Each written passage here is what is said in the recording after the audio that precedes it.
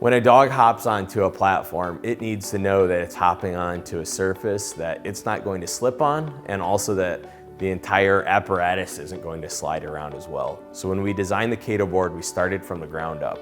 How do we get this thing to stick wherever we put it? We found that when we used a number of rubber feet on the legs of the Cato Board, that it would stick on almost any surface that we put it on, whether that was linoleum, or wood, or concrete, or even gravel outside.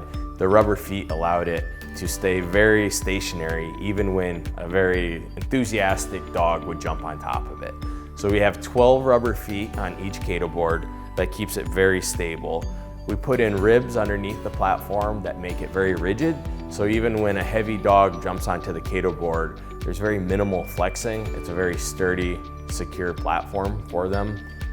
On top of those ribs, we put channels. Those channels allow moisture to funnel off of the surface. So if you leave it outside and it gets rained on, or maybe you're using it along the water and you have a wet dog that hops on top of it, all that water is going to dissipate to the sides and drain off, which allows it to dry much more quickly. We also wanted to make sure that the surface, the actual surface that the dog is standing on, was very high traction. The reason for that was twofold. One, we wanted dogs to be enthusiastic getting on and off of the Cato Board.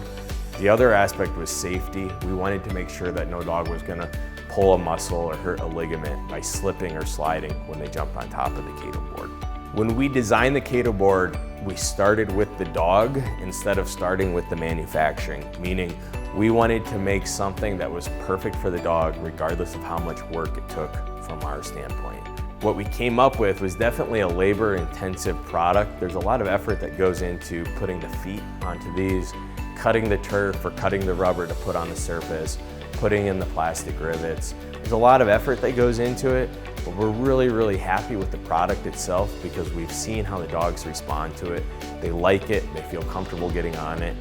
We even have customers telling us today that they have soft, comfortable dog beds on their floor and they have Cato Boards, and their dogs would rather be on top of the Cato Boards than on those soft, comfortable beds. So we know that the dogs like them, we know that they think it's a safe, secure place, and we feel like we did our job in the designing.